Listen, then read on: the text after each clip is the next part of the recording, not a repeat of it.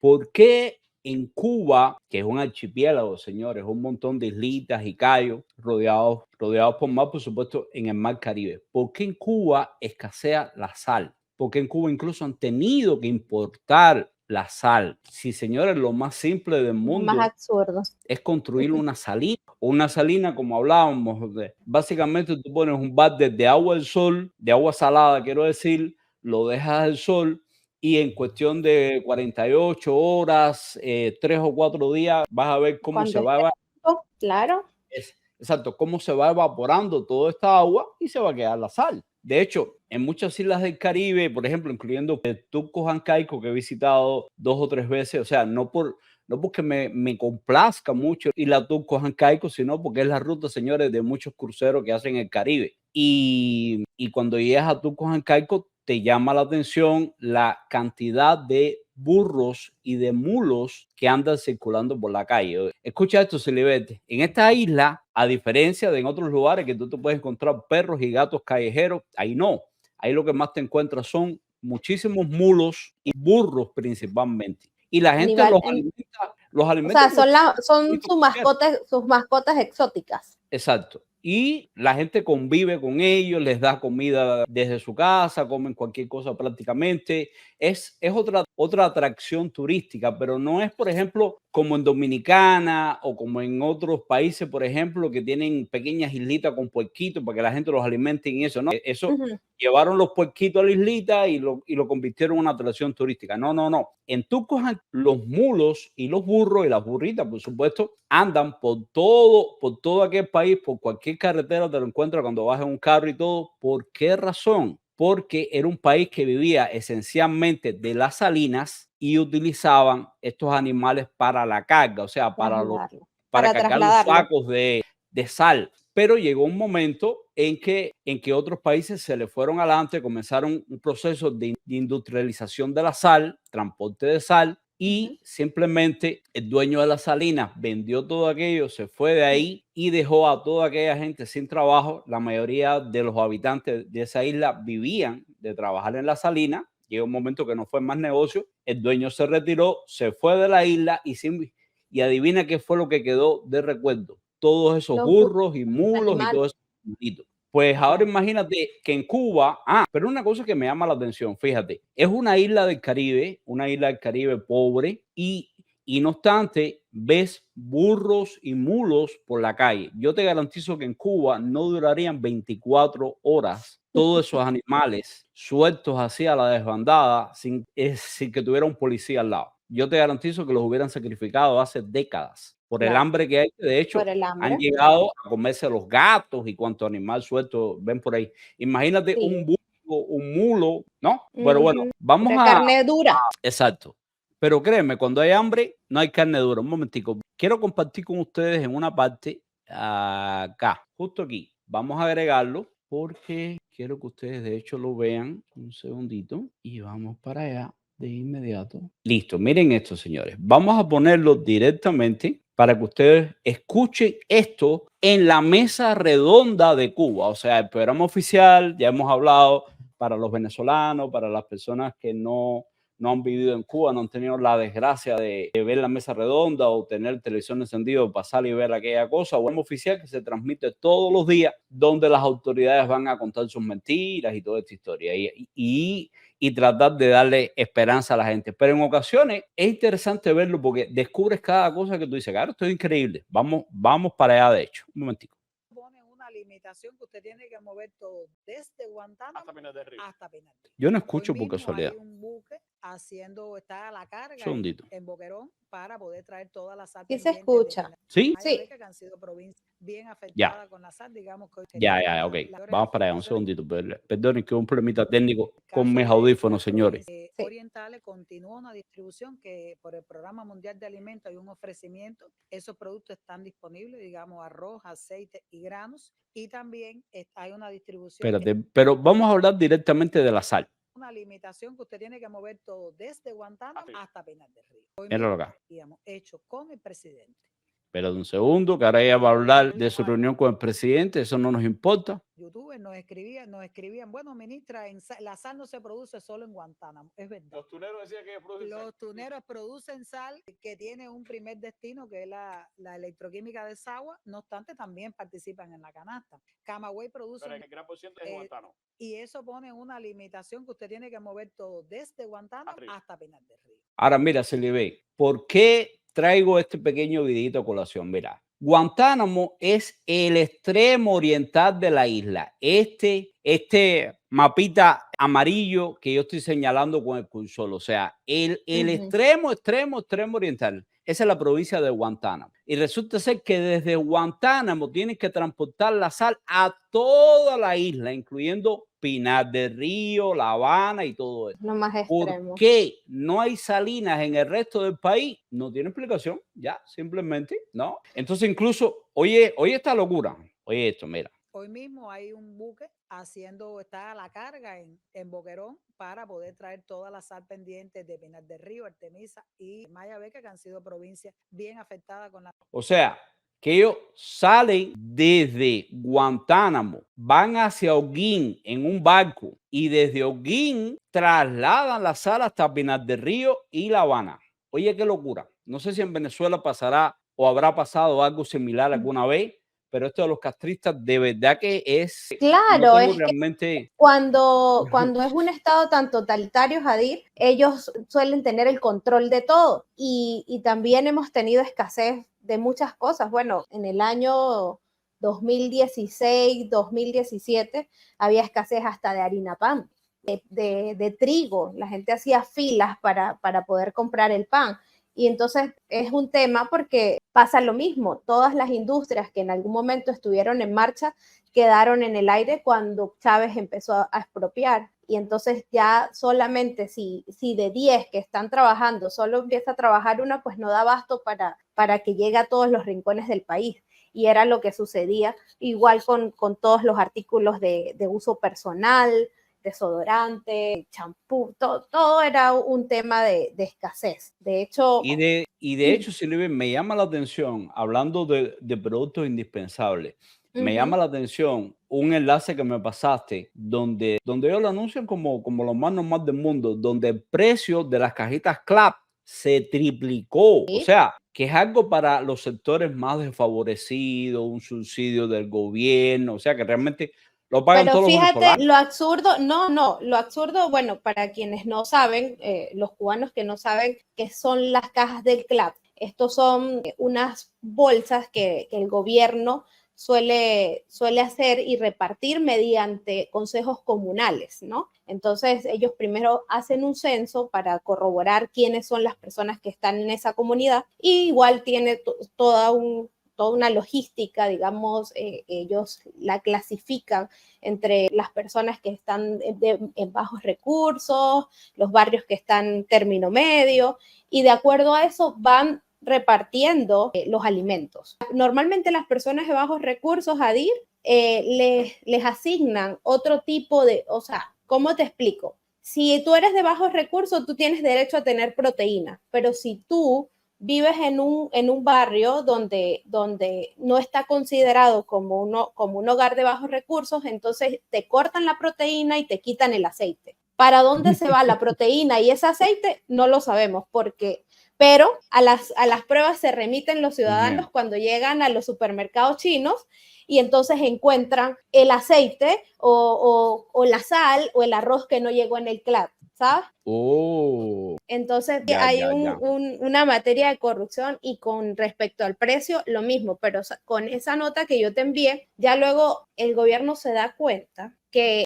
llevando esa suma de dinero, el costo de esa bolsa del CLAP queda ridículamente con una cara de payaso bien grande cuando el sueldo mínimo estaba en 135 bolívares. Y ellos pretendían subir esto a 165 bolívares. O sea, estaba superando por encima. Y entonces deciden frenarlo y a toda la gente que ya en varios sectores los habían vendido en ese precio, pues ya eso se quedó así. O sea, una vez que lanzaron el comunicado, de una vez lo frenaron porque como que no se acordaron que tenían una inflación terrible y el sueldo mínimo no daba para eso. ni siquiera Y, ellos, con que es una ayuda. y no hay que olvidarse, Libe, que entre los tantos escándalos de corrupción que ha tenido Venezuela, de hecho con las mismas cajas, está el hecho de que las cajas CLAP las compraban en un momento determinado en México, o sea, los productos que iban dentro de las cajitas CLAP les costaba entre 6 y 7 dólares, muchas veces eran productos vencidos y todo esto. Sí, de hecho Y, todavía llega, Jadir. Estas bolsas que exacto, ellos están recibiendo pueden llegar con el arroz con coquitos, o sea, que son animalitos que se meten en la comida cuando ya tienen mucho tiempo, o las pastas rotas, no sabemos qué animal puede haber pasado por ahí, y todo eso lo venden así tal cual, y la gente obviamente por necesidad les toca comprar eso así. bueno, eso es algo que para ustedes yo sé que es un poco folclórico. Para mí, por ejemplo, lo más normal del mundo es que vendan el arroz en las bodegas. Y estamos hablando, yo tengo 48 años. Agarrando tengo que pensarlo bien. Y señores, desde que tuve uso de razón dentro de Cuba, vendían la asignación mensual para las personas, lo que es lo de bajos recursos también. Bueno, ahí todo el mundo es de bajos recursos, ¿no? La Exacto. asignación que venden subsidiada del gobierno era el arroz, y ese animalito que tú dices en Cuba se llama gorgojo. O sea, yo no recuerdo haber conocido un arroz que no tuviera gorgojo, que no estuviera picado en pedazos, hasta que vine a los Estados Unidos con 25 años de edad. O sea, toda mi vida en Cuba, no eso, como yo estuve interno, o sea, tuve que estar interno 3 años en un instituto preuniversitario para poder aspirar a una carrera universitaria y poder estudiar Derecho y toda esta historia. Mi labor, porque ellos tenían labores para todos los estudiantes, ¿no? La inmensa mayoría de los estudiantes iban a trabajar en el campo. Era una jornada trabajando en el campo y la otra estudiando. Y en el caso mío, como tengo problemas en una pierna, no podía ir a trabajar en el campo ni mucho menos. Bueno, pues mi labor era escoger el arroz que se iba a cocinar. O sea, esculcabas, sacabas para allá los Para coquitos y para acá seleccionar, el arroz. pero es que era, ya te digo, el arroz lo mismo venía con pedazos de palos que yo no sé, yo imagino que se lo metían los almaceneros, piedritas, infinidad de cosas ¿para qué, Sucio. señores? Para darle peso o al liberar arroz, por la izquierda, Claro, por aquí, por allá. Entonces, había que claro. sacarle piedras, palitos, gogos, cuánta cosa te imagines, e ir separando el arroz bueno, y entonces ese era el arroz que se cocinaba y toda esta historia. Pero eso es uno de los tantos trabajos que siguen haciendo las amas de casa, todas las personas en Cuba, Wow, todos los días. Escoger el arroz, se llama así, profesionalmente, escoger el arroz. qué horror. O sea, todos los días hay que escogerlo porque en Cuba, no sé si ahora que se está recibiendo arroz del exterior, alguna otra gente lo podrá comprar en las tiendas en dólares y todo esto con unos precios exorbitantes, ¿no? Ya el arroz viene limpio, pero por lo menos el que venden en la bodega, siempre trae los animalitos de eso que ahora me hiciste recordar, gogojo, que de hecho muchas Gorgo. veces, por supuesto, yo me ponía a conversar y nos poníamos a hablar, éramos como 10, 15 muchachos escogiendo arroz, por supuesto. Ahí el gorgojo que se iba era sato. Y nosotros decíamos, no importa, eso es proteína. Cuando eso se cocina, todos esos bichos se mueren. Y la Todos se proteína mueren. viene La bien. candela mata todo. Exacto, o sea que nada. Pues sí. Pero fíjate que funciona, todo esto es propio de la debacle de un sistema, ¿no? Es en un país donde la situación se manejara de manera distinta, esto no tendría que pasar, pero es lo mismo que pasa en Venezuela. Hace un rato decías que la mayoría de personas es de bajos recursos, igual pasa en Venezuela. La mayoría de personas ya están en un sistema de bajos recursos, pero se quedaron en barrios que en su momento fueron de clase media, pero ahora quedaron con casas bonitas, pero sin nada que llevar a la mesa.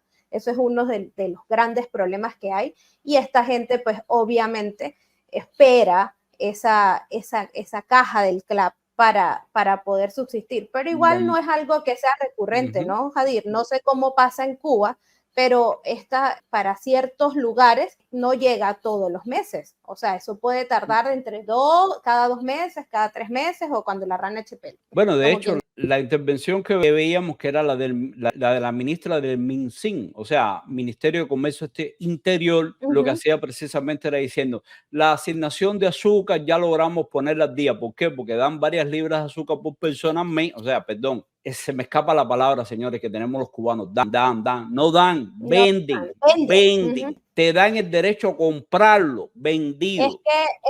Eso entra tanto en la psiquis, te lo venden de tal manera que uno habla de dar, pero realmente eso no lo dan, eso lo venden. O sea, bueno, pues estamos hablando que ella estaba diciendo que ahora recién se habían puesto al día con la venta del azúcar, que ya habían coordinado con el presidente Díaz-Canel y estaban al día, que ahora iban a empezar a ponerse con la sal. ¿Qué quiere decir eso, señores? Que, por ejemplo, llevan 2 o 3 meses sin vender la sal, sin distribuir la sal, y entonces ahora empiezan a repartir el mes de enero.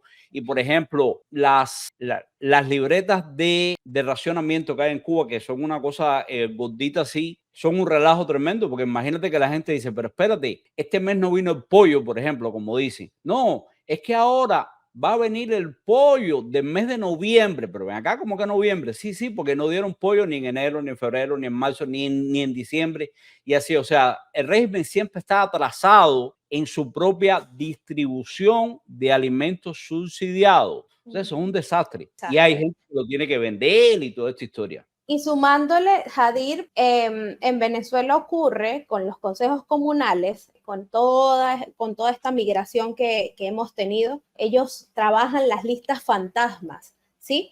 Aun cuando, si la persona está ahí, siempre es un conflicto, porque si hay residentes en X barrio que llegan a censar y hay casas donde viven más de 2 familias, es decir, todos viven en una misma casa, pero digamos que son familias distintas, pues ellos lo censan como una sola, es decir, que solamente tienen derecho a recibir una sola caja de CLAP, ¿sí? Pero ellos mismos está al tal nivel de corrupción que crean sus mismas listas fantasmas, y entonces toda esa gente que ya no está, ellos siguen recibiendo la bolsita y ya vamos a preguntarnos qué harán con esa bolsa. Pues la venden, Sí, y ahí es donde está el nivel de corrupción. Sí. Bueno, de Me hecho, imagino que pasará allá así también. Creo que te lo he contado. En Cuba, por ejemplo, mientras un neurocirujano, un profesional de cualquier tipo, tenía que pedirle hacer unas filas tremendas para irse en autobús al trabajo, esto, lo otro, los profesionales, cualquiera de estas personas que había estudiado, los bodegueros, o sea, las personas a cargo de distribuir estos productos, por lo general tenían casas de tres pisos, tenían automóviles, tenían motos, tenían 2 o 3 amantes cada una con su casa puesta, o sea, eran los magnates. Y los carniceros, bueno, había una canción popular que decía, el carnicero es un cancha, el carnicero es un bárbaro, porque tú sabes, yo conocí muchos muchachos de mi edad soñando con ser carnicero. Wow. Oye, esto, con ser carnicero en Cuba, pero ojo, el carnicero en Cuba no es como un carnicero en cualquier país civilizado que se dedica a cortar la carne. No. El carnicero en Cuba lo que hace es recibir, cortar según la asignación, digamos, toca 1 libra por persona, dale, pum, hay 4 personas, son 4 libras para ese núcleo familiar. Y así.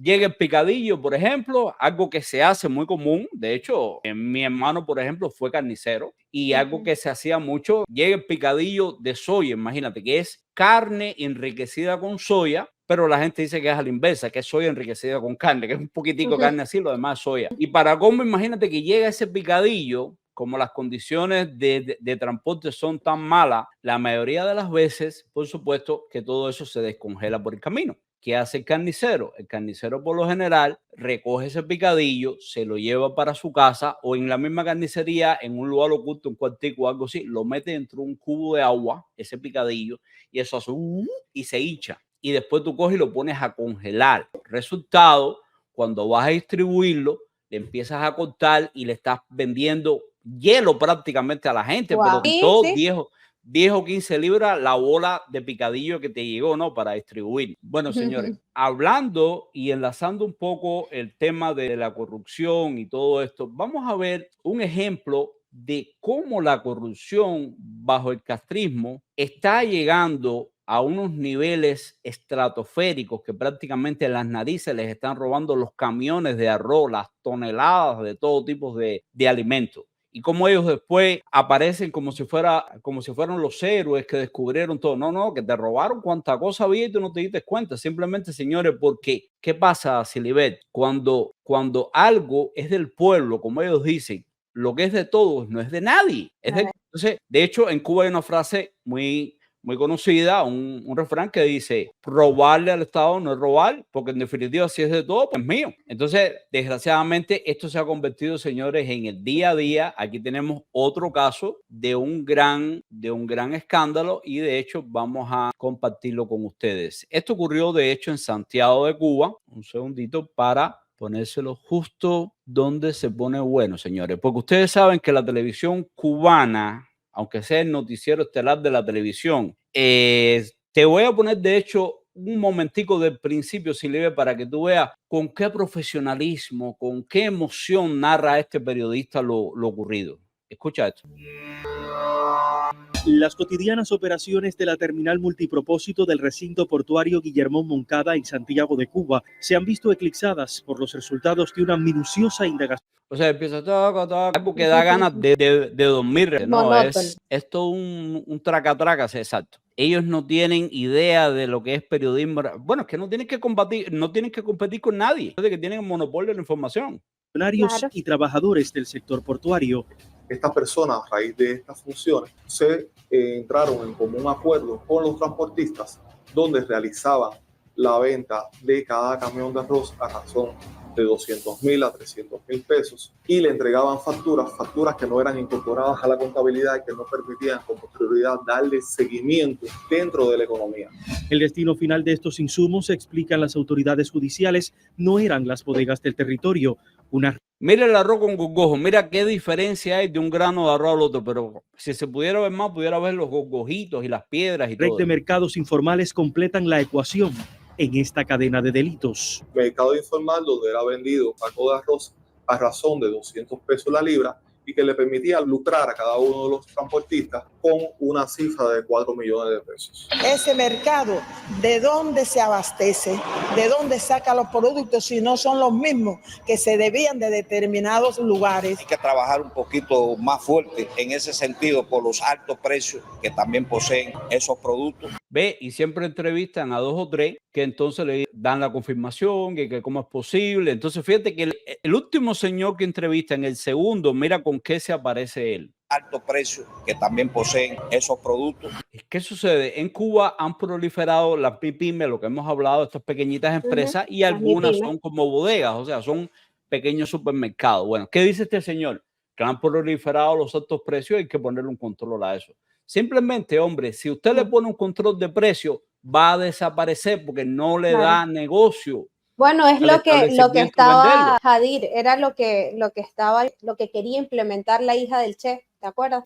Es lo que pasa en el comunismo, claro. Quería que tenía que todo este problema, entonces ahora es por las MIPYMES. No es por la poca economía y abastecimiento como tal, sino cada es vez culpa libre. Exacto. Cada vez que viene esto de que no, control de precios, no, que cierra el establecimiento si no baja los precios, que no sé qué, bueno, al final cierras el establecimiento.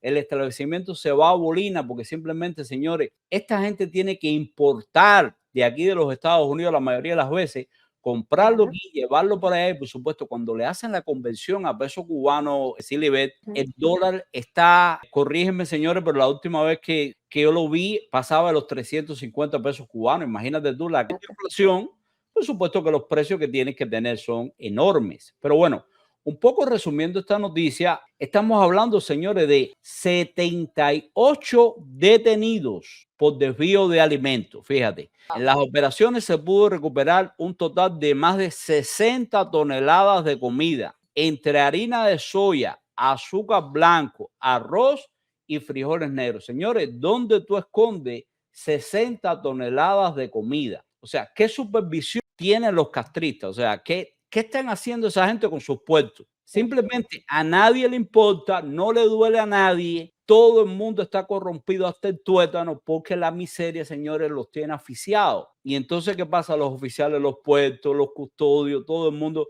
le dan 2 o 3 libritas de arroz, 10 para este, 10 para tanto, dinerito para fulano. Bueno, imagínate, 78 personas y ellos admiten que muchos de estos implicados, Silibet, son nada más y nada menos que funcionarios del puerto. O sea, viene de ahí.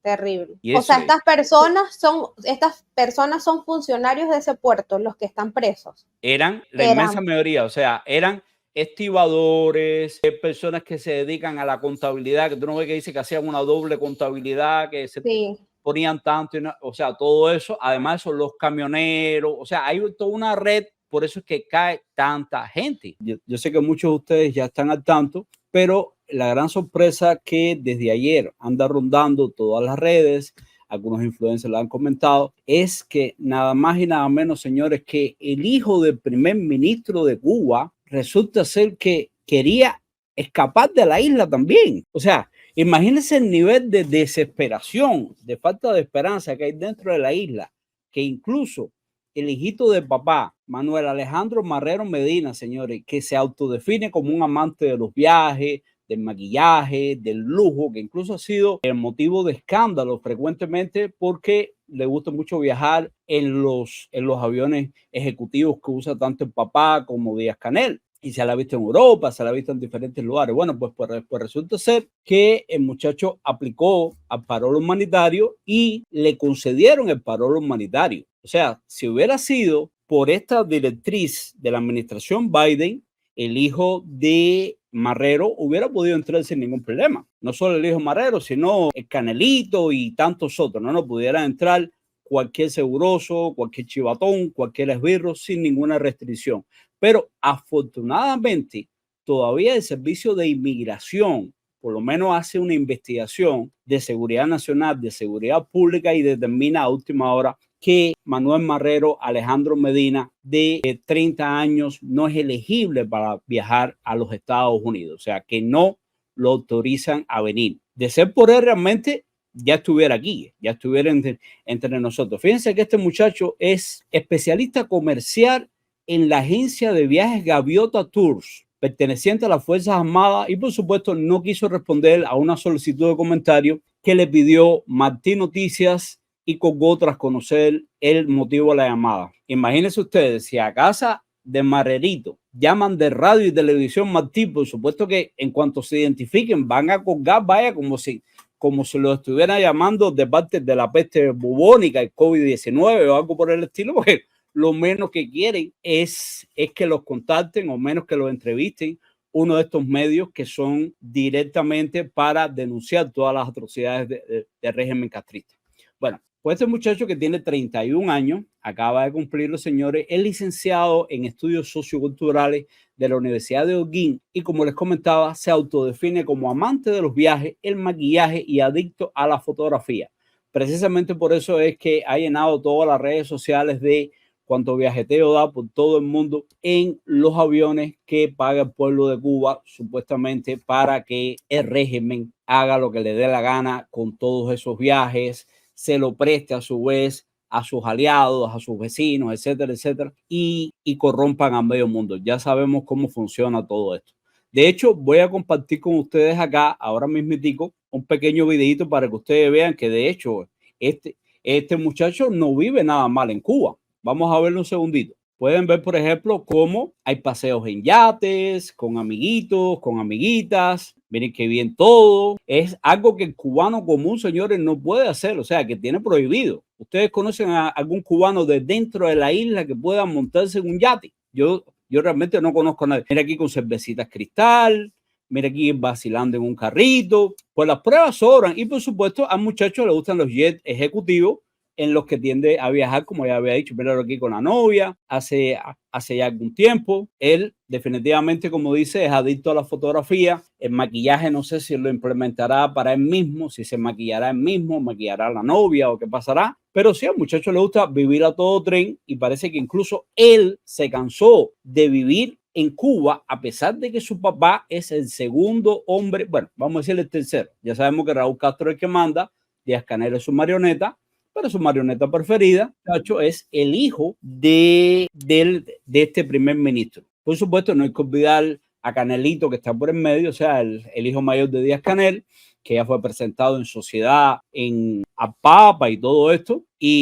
Pero realmente ha sido tremenda sorpresa, señores, cómo incluso hasta el hijo del primer ministro de Cuba quiere escaparse de Cuba, o sea, quiere largarse de aquel desastre, de aquel manicomio a la mayor brevedad posible y un poco llegar a este resumen. Mucho ojo, cuidado con la política de migración de este país. Hay que hacer todo lo posible por cambiarla lo antes posible. Yo sé que pronto vendrán muy buenas noticias para este país. Por lo menos el gobierno actual cada día muestra más su decadencia, su debilidad, y lo están golpeando por todas partes. O sea, ni siquiera los jóvenes, ni los hispanos, ni los afroamericanos, que por lo general votan demócrata prácticamente a ciegas, están apoyando a Biden. O sea, ni siquiera eso, y por supuesto que eso les duele. Aquí aprovecho para saludar a Shogun, que nos dice buenas tardes al chat. Jadir, bendiciones, muchas bendiciones.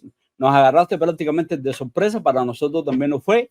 Nos comentaron esta noticia en la mañana, no la había visto realmente, estuve bien ocupadito, pero no quería dejar pasar la oportunidad, señores, de compartirlo con nuestro público y simplemente no dar la noticia está dada hace tiempo, sino reaccionar, comentarla, hablar de cómo este país se ha vuelto tan relajo, o sea, se ha vuelto tan desastroso en cuanto a su política migratoria, que por poco permite que el primogénito del primer ministro de Cuba, o sea, del segundo de los dictadores puesto a dedo, se cuele en este país. Ya permitió que las sobrinas entraran sin ningún problema y ahora iba a entrar el hijo. En cualquier momento recuerden que si no logramos sacar a esta administración, si no logramos que este sistema cambie, señores, vamos a tener también a Canelito con nosotros, a Nicolásito, ¿por qué no? O sea, todos estos hijos de los dictadores podrían terminar asentándose en los Estados Unidos y restregándonos en la cara a cientos de miles de presos políticos que radican todavía en esta ciudad, a sus hijos, a sus nietos,